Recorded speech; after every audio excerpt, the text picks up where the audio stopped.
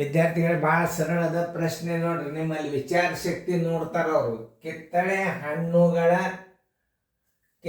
ಹಣ್ಣಿನ ಒಂದು ಪೆಟ್ಟಿ 250 ರೂಪಾಯಿ, 25 ರೂಪಾಯಿ ಲಾಭ ಪಡೆಯಲು ಅದನ್ನು ಎಷ್ಟು ರೂಪಾಯಿಗಳಿಗೆ ಮಾರಬೇಕು? ಭಾಳ ಸರಳ.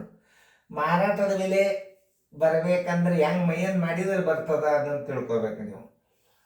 ಮಾಡೋದಾತಂದ್ರೆ ವಿಡಿಯೋದ ಕಡೆ ಲಕ್ಷ ಕೊಟ್ಟು ನೋಡ್ರಿ, ವಿಡಿಯೋ ಆನ್ ಮಾಡ್ರಿ.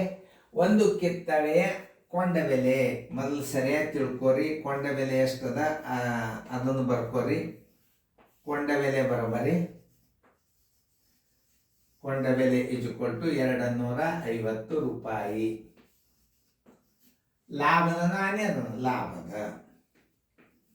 ಲಾಭ ಬರೋಬರಿ 25 ರೂಪಾಯಿ. ಮಾರಾಟದ ಬೆಲೆ ಬರೋಬರಿ ಎಷ್ಟು?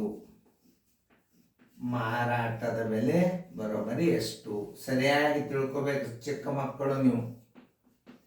ಮಾರಾಟದ ಬೆಲೆ ಲಾಭ ಕೊಟ್ಟ ಮಾರಾಟದ ಬೆಲೆ ಹೆಂಗೆ ಕಂಡಿಡ್ಬೇಕು? ಮಾರಾಟದ ಬೆಲೆ ಬರೋಬರಿ ಕೊಂಡ ಬೆಲೆ ಪ್ಲಸ್ ಲಾಭ.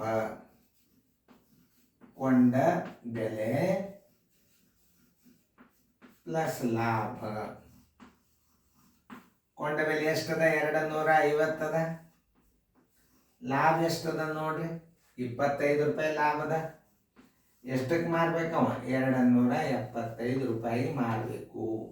ಮಾರಾಟದ ಬೆಲೆ ಬರೋಬರಿ 275 ರೂಪಾಯಿ. ಉತ್ತರ ಸಂಖ್ಯೆ ಇಲ್ಲದ ನೋಡ್ರಿ, ಡಿ.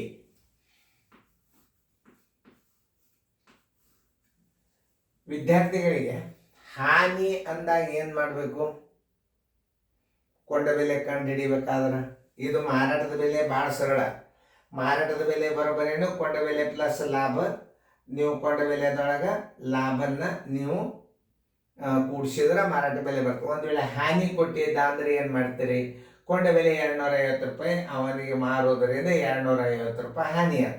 ಮಾರಾಟದ ಬೆಲೆ ಎಷ್ಟು ಅಂತ ಕೇಳಿದ್ರೆ ಹೆಂಗೆ ಬರಿಬೇಕಪ್ಪ ಅಂದ್ರೆ, ಮಾರಾಟದ ಬೆಲೆ ಬರೋಬ್ಬರಿ ಎಷ್ಟು? ಹಾನಿಯಾದಾಗ ಮಾರಾಟದ ಬೆಲೆ ಬರೋಬ್ಬರಿ ಕೊಂಡ ಬೆಲೆ ಮೈನಸ್ ಹಾನಿ. ಲಾಭ ಇದ್ದಾಗ ಕೂಡಿಸ್ರಿ, ಹಾನಿ ಇದ್ದಾಗ ಕಳೀರಿ, ಮಾರಾಟದ ಬೆಲೆ ಬರ್ತದ. ಈಗ ನಮಗೆ ಲಾಭದ, ಆದ್ದರಿಂದ ನಾವು ಲಾಭನ ಕೂಡಿಸ್ಬೇಕು. ಮಾರಾಟ ಬೆಲೆ 275 ರೂಪಾಯಿ ಆಯ್ತು. ಉತ್ತರ ಸಂಖ್ಯೆ ಡಿ. ಚೆನ್ನಾಗಿ ತಿಳ್ಕೊಂಡು ಗಣಿತಗಳನ್ನು ಹೆಚ್ಚು ನೋಡ್ರಿ, ರಿವಿಷನ್ ಆಗ್ತಾವೆ.